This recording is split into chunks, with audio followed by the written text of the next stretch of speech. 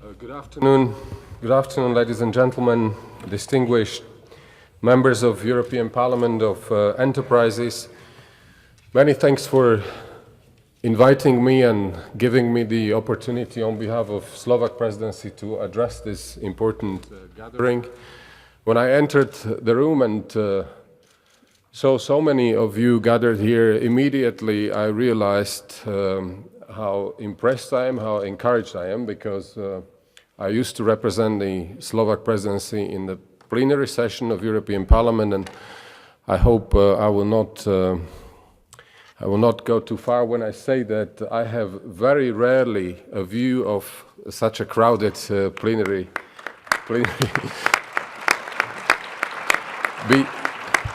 This is very flattering when you are clapping here, but I may have a problem later on with the European Parliament. But nevertheless, this just confirms that my decision was right to accept the invitation of you, the organizers, for two reasons mainly.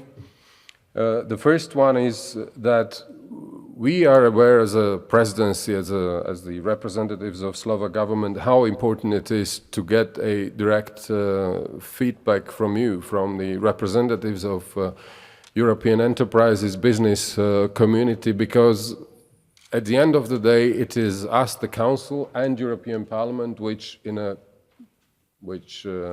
co-decision are deciding on European legislation, and this legislation is creating the framework within which the European business is operating. And I believe this is extremely important in operational terms, of course, for you, but in political terms as well, because I will not surprise you if I say that now what we need in this difficult time for European Union is a very intensive communication between all the stakeholders of European integration. And I'm absolutely convinced that you are key stakeholders of European integration, because you are creating jobs and you are the ones who can make it very clear what European Union means to our citizens, who are your employees. And secondly, it gives me an opportunity to share with you a few remarks about the main priorities of Slovak Presidency. I intend to focus mainly on areas which I hope could be of your interest, but firstly, without dwelling too long on political context in which the Slovak Presidency took over its historically first presidency of the Council. But I need to say that times can hardly be more challenging for us, of course, because of Brexit, but because of the long chain of crises that the European Union has been experiencing over the last years. I mean, my impression that in this gloomy mood that we are feeling here in European Union, we tend to forget that, in fact, the last decade, we have been engaged in a constant crisis management in European Union. Therefore, we cannot be surprised that we have a problem of trust and confidence of our citizens. But in spite of this, the Slovak Presidency is absolutely determined to deliver and to show concrete results that we want to show at the end of our presidency to you, the representatives of business, but above all to our citizens. So what are the main priorities? Very briefly, when it comes to economy, we know that we need to create a favorable environment for investment, economic growth and job creation. That is what people understand and what people expect from all of us. And therefore, in our view, there is a trio of tools at our hand. The first one, I'm sure it was mentioned many times today, this is the European Fund for Strategic Investment, the Capital Markets Union, and of course the most important tool in our hands, a common tool, is the European budget. The Capital Markets Union, we are working intensively on it to make a major progress, because we believe this is important for you to tap the possibilities of funds, cross-border funds that should be more accessible to you, because European enterprises are very much dependent on classical or traditional or conservative banking financing. Now, budget I have mentioned, we want to ensure that we will get a deal on budget 2017. If we need certain certainty, then the next possible opportunity for us is to have a clear framework for funding, and that's the budget.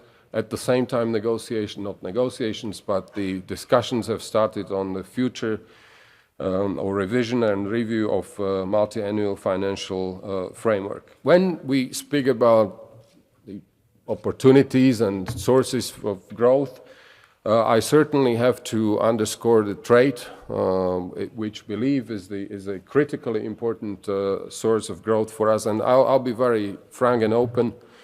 Here next week in the European Council, when the heads of states meet here in Brussels, there will be a very open and frank discussion what will be our trade strategy in a long-term perspective, because we see one thing, obviously. On the one hand, we support strong and clear global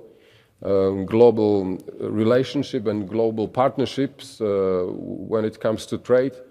At the same time, however, we see people on the streets protesting against agreements that we want to have, be it with the United States, be it with Canada. We need to take a decision whether we recognize China as a market economy. So there is a political problem. On the one hand, expectations we will use trade as a source of growth. At the same time, the acceptance by our citizens is not sufficiently high. I dare say here that when we look at how we negotiated TTIP, I think one dimension of it is the substance and what we want to achieve. The other thing is that, in fact, we have not managed to explain to our citizens what are the real benefits of this kind of trade agreement. It was all kidnapped. I'm aware I might be criticized for what I'm going to say, but I think that discussions and negotiations on TTIP have shown that it was sort of kidnapped by many who have been mobilizing against trade and globalization, against the United States. And there were many unproven allegations which in fact have made it very difficult to come to a conclusion on TTIP with current American administration. I'm nevertheless hopeful and confident that we can at least get a deal with Canada. And by the end of October, we will have the summit with Canada, where the CETA will be signed. But I think there is a lesson to be learned. Other important point for us is, of course, single market. I will not speak too long here, but I just say that there are two flagship initiatives under Slovak presidency. One is the Energy Union. I don't need to underscore here vis-à-vis the European business community how important it is that we have both, that we live up to our ambitious climate goals, and we are proud that under Slovak presidency we managed to ensure ratification on behalf of EU of Paris Agreement. But at the same time, we have to ensure that we still will not make it even more difficult for European business to operate within this framework of ambitious climate deal. Digital single market. If trade is recognized as a source of growth, then we know that the same is valid for digital economy. Globally, we are lagging behind. We still have very fragmented markets. There are too many obstacles, be it for cross-border e-commerce. There are still problems with geo-blocking, with data transfer. So these types of issues, which we believe will benefit both the interests of clients and customers, and at the same time open new opportunities for businesses, is extremely important. Ladies and gentlemen, there is much more in our program of Slovak presidency. I just wanted to bring a message across to you, the representatives of European business, that for us, we are a small country.